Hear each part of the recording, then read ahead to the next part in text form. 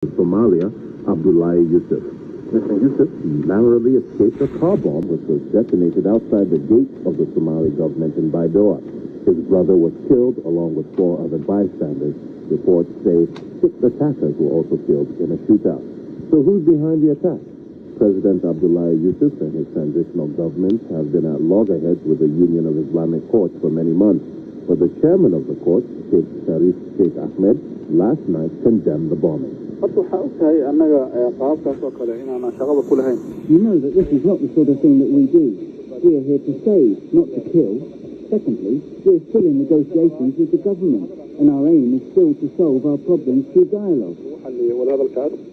So to find out more about who might have been responsible, Celeste Pitt spoke to Yusuf Garad, the head of the BBC's Somali service. The government is saying that it was Al-Qaeda, and the president said only terrorists and Al-Qaeda could